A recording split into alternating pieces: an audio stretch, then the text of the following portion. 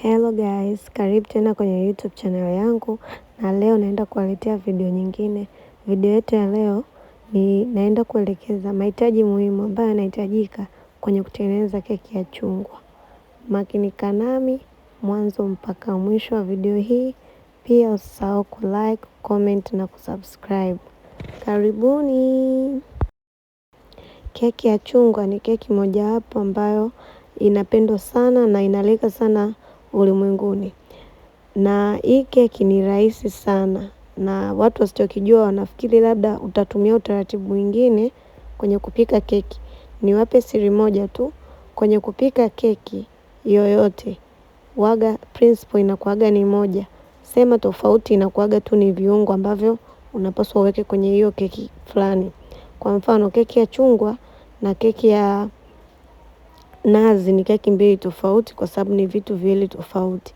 Lakini upishi wake unaweza kawa sawa, ila itakuja tofauti kwenye pale ambapo unaweka viungo vile au ingredients ama mahitaji, ndio tofauti wake unapokuja hapo.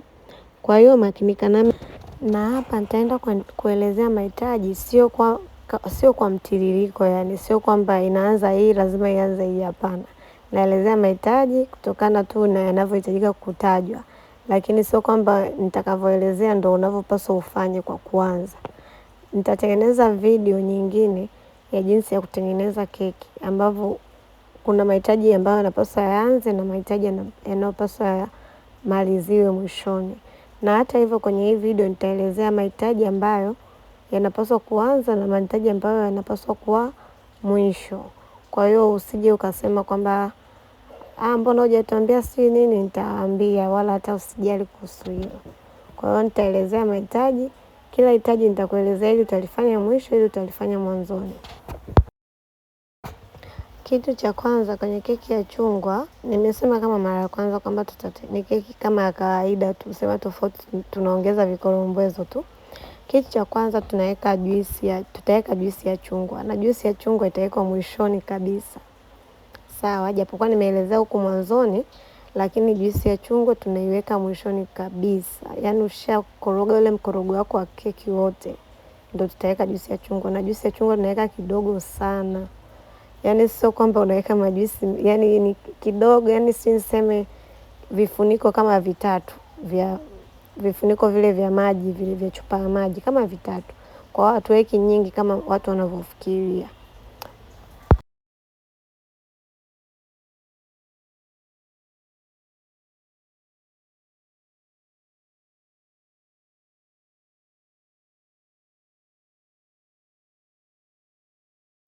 Kitu cha pili cha muhimu ni maganda ya chungwa. Maganda tutaenda kuyakwangua kwenye vile vidude vya kukwangua nyanya, karoti tunavyokwangulia nyumbani. Na nasisitiza sana ili ukwangulie kwenye kidude cha chuma, sio cha plastiki. Kwa hiyo maganda ya chungwa ni yanapaswa yamekwanguliwa kidogo.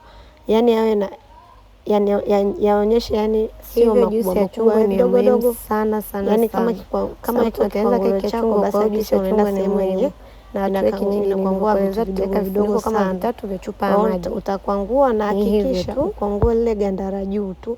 Lile lenye weupe usilifikie, yani unakwangua kwa juu, usiwe unatumia nguvu sana. Yani tumia tu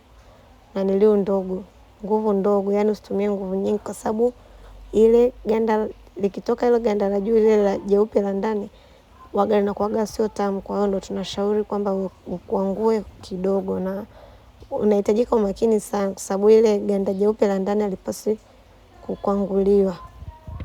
Kwa hiyo maganda yanaongeza ladha sana, ndo yanafanya keki yani inaonekana hii keki ni ya chungwa kweli, kwa sababu na yenyewe yana ladha fulani katika keki.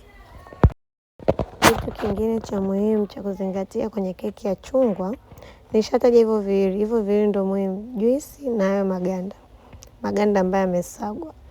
Kitu kingine ni ladha ya chungwa. Hii ladha ya chungwa ni muhimu sana.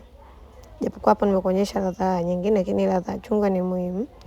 Na zinapatikana madukani, maduka ya keki, wanauza vifaa vya keki, wanauza ladha za chungwa. Ladha ya chungwa ni muhimu kwa sababu ndio itaongeza kidogo ladha isikike kwamba hii keki ni ya chungwa.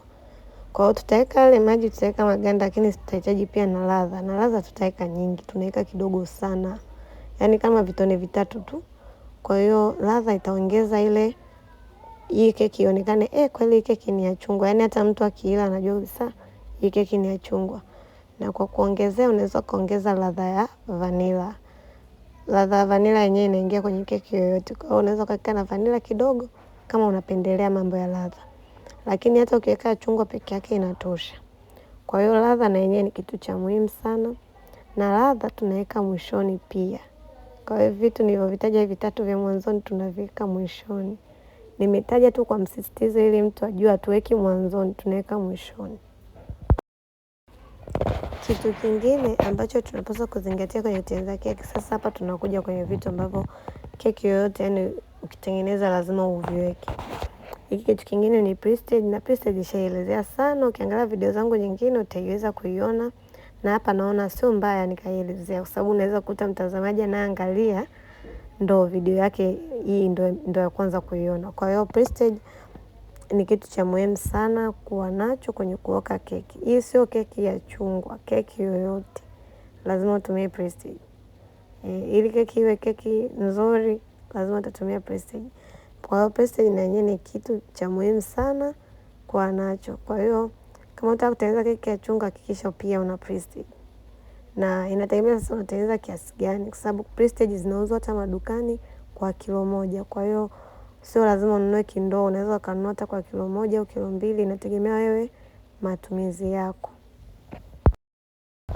Kitu kingine cha kuzingatia kwenye kutengeneza keki ya chungwa ni sukari. Sukari ni kitu cha muhimu sana kwenye utengenezaji wa keki ya chungwa, kwa sababu sukari ndio italeta ile utamu wa keki, na keki lazima iwe tamu. Ili keki iwe tamu tunahitaji sukari. Na sukari ambayo naenda kuiongelea hapa ni sukari ya nyeupe.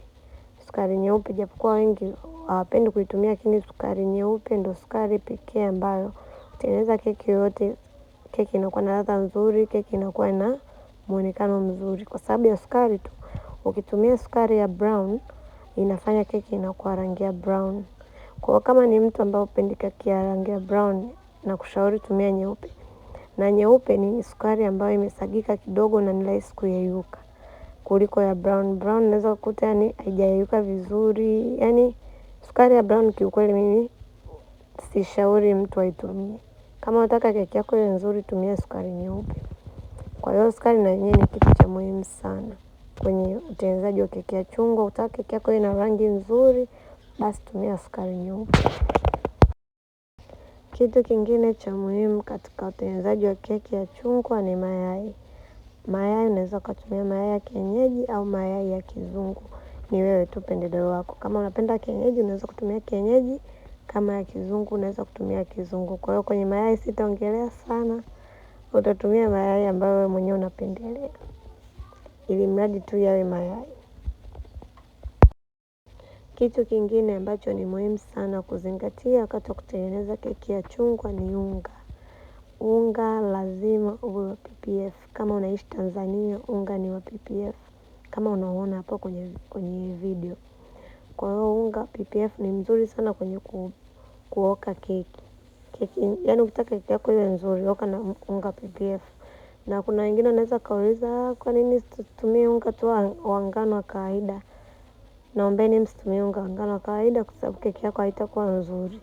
Na unaweza ukajiona kama hujui kutengeneza keki, kumbe ni unga ndio ulikuangusha. Kwa hiyo unga wa PPF ni muhimu sana. Unataka keki ya chungwa iwe nzuri, tumia unga wa PPF. Kwa hiyo unga unacheza nafasi kubwa sana kwa keki kuwa tamu. Kwa hiyo kuwa makini kwenye swala zima la unga. Kitu kingine kwenye kutengeneza keki ya chungwa ni baking powder. Hakikisha una baking powder, na baking powder ambayo unatumiaga ni kama hiyo kwenye video unavyoiona.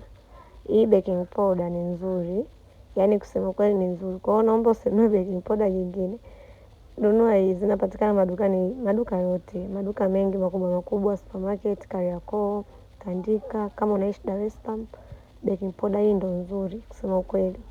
Na baking powder unatumia kwa kiasi kutokana na keki yako, na usikisie kwenye baking powder. Baking powder ina vipimo vyake. Kwa hiyo upasi kwenda chini au juu ya kipimo. Kwa hakikisha una baking powder. Baking powder ndio itafanya keki yako ipande juu na iive vizuri. Kwa hiyo ukikosea kidogo kwenye baking powder utaharibu keki. Kuona yenyewe ni kiungo muhimu sana kwenye keki ya chungwa. Kwa hiyo keki ya chungwa na baking powder lazima iwepo. Kitu kingine cha muhimu kwenye kuoka keki ya chungwa ni maziwa ya unga. Ndiyo, maziwa ya unga. Maziwa ya unga yanacheza nafasi kubwa kwenye kuoka keki ya chungwa. Yaani ili keki yako iwe na ladha nzuri, lazima tuweke maziwa ya unga. Na maziwa ya unga sio keki ya chungwa tu. Hata keki nyingine zozote ni sawa tu kuweka maziwa ya unga. Na maziwa ya unga yanawekwa kwa kiasi, usiweke mengi. Yanapimwa kidogo sana, sio kwamba tunaweka mengi sana. Kwa hiyo maziwa ya unga na yenyewe ni ya muhimu sana. Kwa hiyo hakikisha unaweka na maziwa ya unga, kwa sababu yanafanya keki inakuwa laini na inakuwa nzuri na inakuwa tamu vile vile. Kitu kingine cha muhimu katika kuzingatia kwenye kuoka keki ya chungwa ni maziwa ya mtindi, ama tunaita saa nyingine kwa Kiingereza buttermilk. Maziwa ya mtindi ni ya muhimu sana. Na nikupe siri moja, maziwa ya mtindi yanafanya keki iwe tamu, kwa sababu unasikia keki kama ina maziwa fulani hivi. Kwa hiyo maziwa ya mtindi ni kitu ambacho sio cha kukosa kwenye kuoka keki.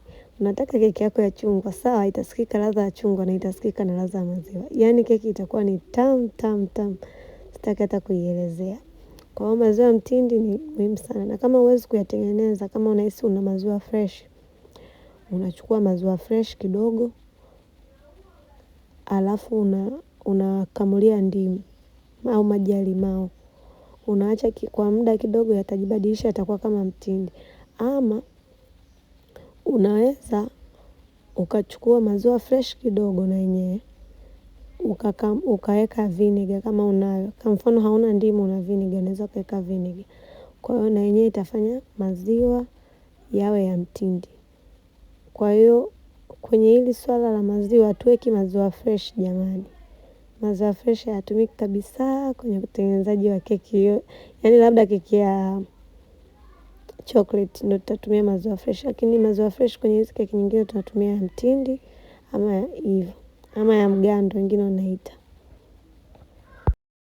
Na kitu kingine, kama una maziwa mgando, una maziwa fresh ambayo unabadilisha kuwa mgando, unaweza ukaweka yogurt.